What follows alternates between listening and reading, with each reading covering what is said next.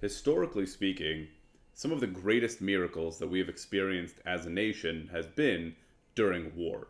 Whether it was God's decimation of Egypt's army and Kriyat Yamsuf, whether it was the Amuda Eshven and the Amuda Anan in the desert, the walls of Jericho falling down, David's defeat of Goliath with a single slingshot, the stories go on and on. In our time, in the wars that we're fighting, I find that there are two completely different responses. One response is to say, to recall those past wars and ask, where are all the miracles today? Right? Where are these miraculous events that wipe out the enemy's army without having to raise our hands to them? Where are they today? Is God not with us anymore? What's going on? The other response is that perhaps the clearest that you can see God, or that we've seen God in our time, is through war. Through the Independence War and the establishment of the state, through the 6-Day War and the destruction of all of our surrounding enemies in a matter of days. Inexplicable. And the only thing that we can attribute it to is the hand of God. I find that the subject of this debate is really dependent upon what exactly you define as a miracle. I thought it would be a good opportunity today to look into what exactly is a miracle, and do we still have them today? I saw a video going around last week of a family just barely making it out of their house, running down to the bomb shelter before a rocket came bursting through their apartment, and they were saved by a matter of seconds. It was a miracle, but what really is a miracle? So we tend to think of it, and this is consistent with several Jewish thinkers in history. We tend to think of let's say, God's intervention in the world existing in 3 tiers. First of all, you have nature. That's when everything is just running the way that it was programmed to, running the way that it should. Then you have the nes, the supernatural intervention of God, something exceptional, something unbelievable, something undeniable. And then you have this in-between stage. You can call it a nes nistar, a hidden miracle, or a nes bederach hateva, a miracle in the way of nature, where God orchestrates a unique event without violating nature to do so, where his hand is very clear in a sense, right? But he doesn't violate nature to do so. He does so along the lines of nature. This is how we tend to think of things, and this is consistent with several thinkers, but there are many different approaches to miracles versus nature that I want to look into. First of all, you have the perspective of the Rambam, right? So if we define things in 3 tiers, nature, supernatural, or rather nature, miracle by nature, or supernatural, the Rambam really erases the supernatural tier. And he says that even that which God does in the greatest miracles are really through nature itself, right? There is nature, right? And then there is God intervening through nature, right? And Rav Soloveitchik points this out, that he doesn't really have room in his ideology, he says, for a supernatural miracle. Rather, you have God orchestrating the events through nature itself, and it's clear from the Torah. If you look at Kriyat Yamsuf, if you look at the plagues, there's always some natural phenomenon that accompanies the plagues, right? Kriyat Yamsuf, God brought in a very strong wind and split the sea. Why did he need to do that?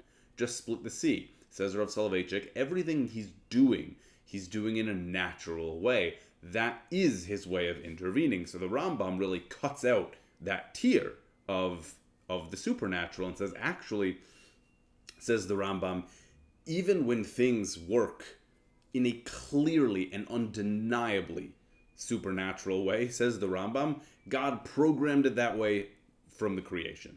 He says that God programmed within nature the ability to do this specific anomalous thing that he's going to need one time within history. Because the Rambam is so hesitant to say that God would violate nature once he put it into place.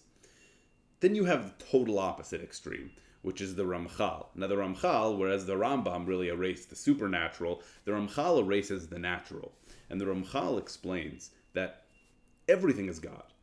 Everything that happens, everything that is, and everything that isn't, the entire world and everything that takes place in it is the result of a moment-by-moment decision of what God wants to see in the world.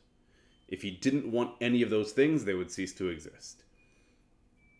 So that which is natural and that which is supernatural, there's almost no distinction. It's just God decides. Now, God chooses to do some things, maybe many things, in a way that we can explain, in a cause and effect manner. Why does he choose to do that? Explains the Ramchal that his goal is to see if we can identify his hand within those phenomena that we could explain otherwise. But there is no distinction, essentially, between the natural and the supernatural, right? Other than there's things that God does that we can explain and things that God does that we cannot explain. The Mechtav Meliahu, Rav Dessler, explains at length, or goes at length to explain this concept, and essentially says nature as we know it is an illusion, right? Meaning you can basically rely upon the natural law that you learned because God is relatively committed to following that procedure. But there's nothing that happens without the moment-to-moment decision of God itself. Everything is supernatural. There is no such thing as nature. It's all God's doing. Everything that exists, everything that is God doing it in that very instant. So if the Rambam says even miracles are natural, the Ramchal says even nature is miraculous. The third approach I want to look at is the approach of the Maharal.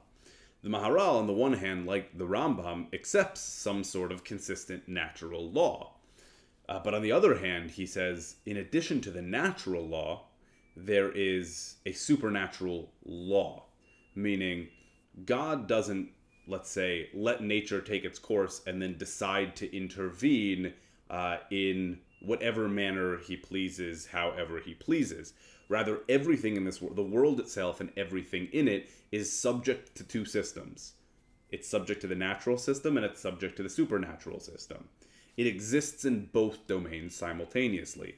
And there is the natural order of things that everything follows, and there are the supernatural order of things that everything follows. And when God does a miracle, he's no less involved, or no more involved, rather. It's just one is by natural means. Sometimes God elects to do things by their natural order, and sometimes God elects to do things in accordance with their supernatural order. They're both built into reality, though. He explains that you can really see this clearly in the Torah and in the Nevi'im, where people are able to manipulate this as well. People who understand the systems are able to use them. Right? This is what you see with different Nevi'im calling for the rain to stop or calling for the dead to come back to life. Right? They're doing things that are clearly impossible on a natural level, but they are simply aware of how to use the supernatural system that God created in the world. And similarly, you even see the Egyptians and you see Bilam using these systems as well. Just as nature can be manipulated for the bad, you can do a lot of bad things with nature. And we don't ask, well, why would God let a bullet hurt someone, right?